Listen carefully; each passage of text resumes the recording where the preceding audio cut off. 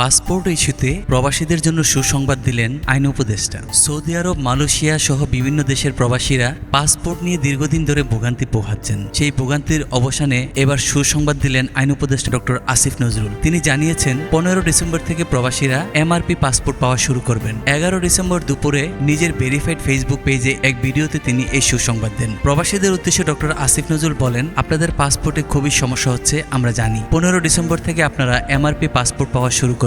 যারা আবেদন করেছেন 3 থেকে 4 সপ্তাহের মধ্যে তারা এমআরপি পাসপোর্ট পেয়ে যাবেন। পাসপোর্ট প্রাপ্তিতে সৌদি আরব ও মালয়েশিয়ার অগ্রাধিকারের কথা জানিয়ে আইন উপদেষ্টা বলেন, প্রথম প্রায়োরিটি দেওয়া হবে সৌদি আরব ও মালয়েশিয়াতে। এরপর যেসব কান্ট্রিতে ডিমান্ড বেশি তাদের ক্ষেত্রে প্রায়োরিটি দিয়ে সমস্যাটি 3 থেকে 4 সপ্তাহের মধ্যে সমাধান করা হবে। এত পরিমাণ এমআরপি পাসপোর্ট ছাপানো হচ্ছে যে আগামী 2-3 বছরে এই সমস্যা আর হবে না। উল্লেখ্য, পাসপোর্টের জন্য সারা বিশ্বে প্রবাসী বাংলাদেশিদের মধ্যে হাহাকার চলছে। বিশেষ করে শ্রমিক অধ্যুষিত দেশগুলোতে এই সংকট প্রকট আকার ধারণ করেছে। সৌদি আরব, ইতালি, মালয়েশিয়া এবং সংযুক্ত আরব আমিরাতে পাসপোর্টের মেয়াদ না থাকায় ভিসা নবায়ন বন্ধ। দেশে জরুরি কাজে ভ্রমণ আসতে না পারা সহ নানান জটিলতায় পড়েছেন প্রবাসীরা।